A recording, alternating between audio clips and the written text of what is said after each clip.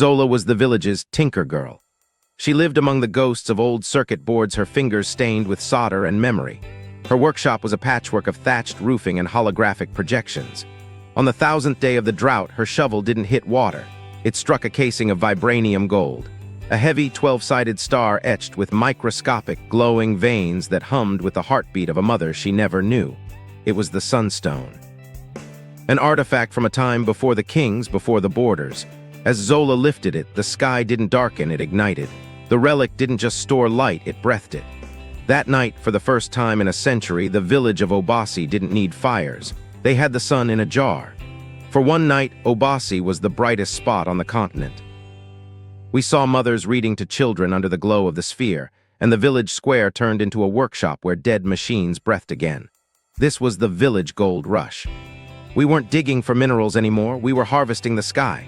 Small microgrids inspired by the startups of the Great Rift began to spiderweb between huts tethered together by Zola's steady hand. For a moment, we were the richest people on Earth, but light attracts shadows. It happened fast. A satellite blink. A boardroom vote. A signature in a skyscraper 5,000 miles away. To them, the Sunstone wasn't a miracle, it was an asset. It was Project Sol 4, and the vultures were already in the air. The face of Lumina was Director Kale, a man who spoke of universal connectivity, while his drones mapped every inch of the Sunstone's output. He presented a digital tablet to the chief, demanding a signature that would legally bypass the village's sovereignty.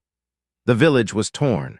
Some whispered that we should take the corporate gold and the schools Kale promised, fearing the frequency jammer would leave us in a darkness worse than the drought. But the chief looked at Zola, seeing the light of the ancestors in her eyes, and handed the tablet back blank. He chose a future we owned over a comfort we borrowed. The chief stood tall in the artificial gray, his hand resting briefly on Zola's shoulder, a silent blessing that outweighed any corporate contract. The sun belongs to no man, he told the mercenaries, his voice a low thunder. And the girl belongs to this land. You are trespassing on a future you cannot buy. A heavy silence fell over the square. Kale didn't scream or threaten. He simply leaned down to Zola, smelling of expensive cologne and ozone, and whispered, "Progress is a train, little girl. You can either be the engineer or the tracks. Don't let your village be the tracks." When she didn't flinch, he straightened up and signaled the blackout. He tapped a single command, and the frequency jammer, a brutalist obsidian pillar unfolding from the corporate hover truck, roared to life. It emitted a visible wave of distortion that washed the color from the air. In an instant, the Sunstone's warm amber glow was choked by a cold, artificial gray. One by one, the light bulbs in the huts popped and died. We were plunged back into a darkness that felt heavier than before, a darkness that smelled of ozone and corporate betrayal. Conflict was inevitable. Zola realized then that the Sunstone wasn't a weapon to be used, but a frequency to be shared. In the pitch black, Zola closed her eyes.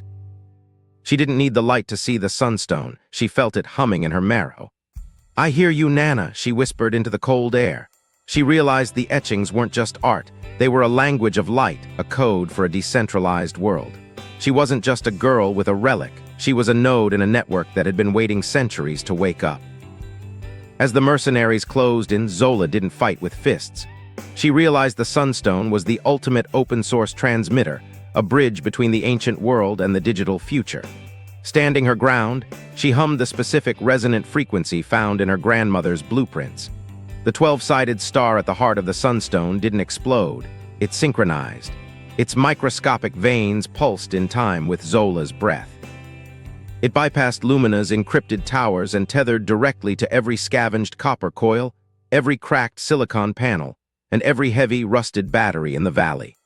A web of bioluminescent gold light raced across the ground, turning the village's patchwork grid into a glowing map of resistance. Every homemade panel surged with life. She had decentralized the sun.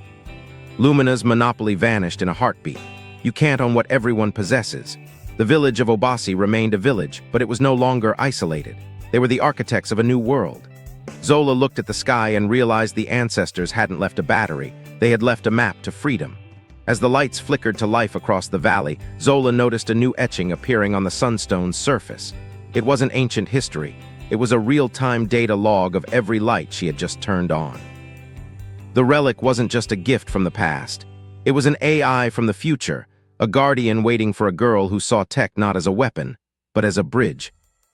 As the data log scrolled across the gold, Zola realized the future it recorded was the one she was currently building, a world where no child would ever have to dig for light again.